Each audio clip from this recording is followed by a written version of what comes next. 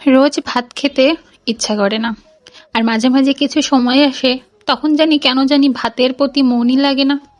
তো সেই সময়টা চটজলদি কোনো কিছু খাওয়ার জন্য বা মুখরোচক কোনো কিছু খুব পছন্দ হয়।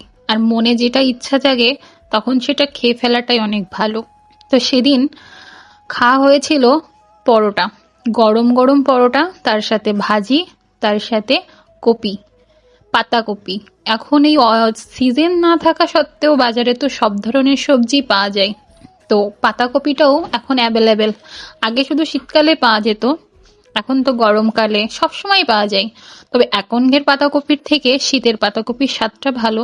তবে সিজনাল টাইমের থেকে যখন আনসিজন থাকে, যখন পাওয়া যায় না, তখন সেই জিনিসগুলো যেন একটু বেশি স্বাদ লাগে, টেস্টের স্বাদ বদলের মতন হয়ে যায়।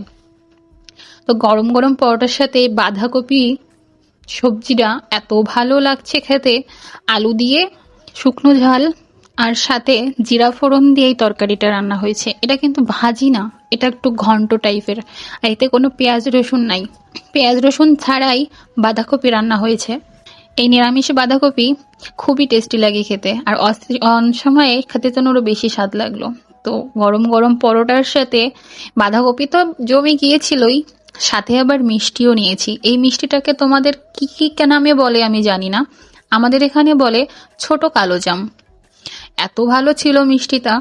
আর মিষ্টি জাতীয় জিনিস খুব একটা পছন্দ না, কিন্তু মাঝে সাঝে মন চাই একটু মিষ্টি মিষ্টি খেতে।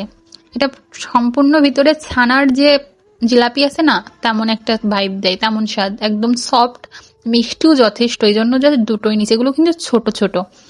মিষ্টির দিয়ে পরোটা খেতে কিন্তু ভালোই লাগে, তবে খুব বেশি না, এক দুই বাইটই যথেষ্ট। আর মিষ্টি আমি মাঝেই খাই, তার সাথে আবার ঝালও লাগবে। মিষ্টি খাওয়ার পরেই আমার ঝাল খেতে হবে। তো এই বাঁধাকপি ভাজি, আর তার সাথে ছিল, এটা হলো কুশি ভাজি। এটাকে কি কি নামে চেনো তোমরা জানি না, কুশি ভাজি হিসেবেই বেশি ভালো লাগে সবজির থেকে। একটু কচকচ করে, তবে ভাজি তো ভাজি সবই ভালো লাগে। তো পরোটার সাথে এই ভাজি, সাথে এই কপির ঘন্ট, সেদিন খুব মনের মতন খাওয়াই হলো, যেহেতু মন চাচ্ছিল না ভাত খেতে, তো এমন কিছু ভালোই লাগলো। ধন্যবাদ। রোজ ভাত খেতে ইচ্ছা করে না। আর মাঝে মাঝে কিছু সময় আসে, তখন জানি কেন জানি ভাতের প্রতি মনই লাগে না। তো সেই সময়টা চটজলদি কোনো কিছু খাওয়ার জন্য বা মুখরোচক কোনো কিছু খুব পছন্দ হয়। আর মনে যেটা ইচ্ছা জাগে তখন সেটা খেয়ে ফেলাটাই অনেক ভালো।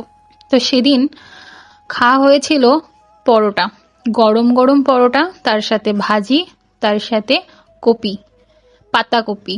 এখন এই সিজন না থাকা সত্ত্বেও বাজারে তো সব ধরনের সবজি পাওয়া যায়। তো পাতাকপিটাও এখন অ্যাভেলেবেল।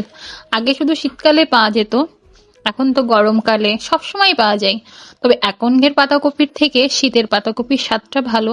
তবে সিজনাল টাইমের থেকে যখন আনসিজন থাকে, যখন পাওয়া যায় না, তখন সেই জিনিসগুলো যেন একটু বেশি স্বাদ লাগে, টেস্টের স্বাদ বদলের মতন হয়ে যায়।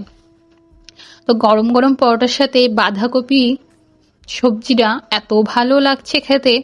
আলু দিয়ে শুকনো ঝাল আর সাথে জিরা ফোড়ন দিয়ে এই তরকারিটা রান্না হয়েছে। এটা কিন্তু ভাজি না, এটা একটু ঘন্ট টাইপের।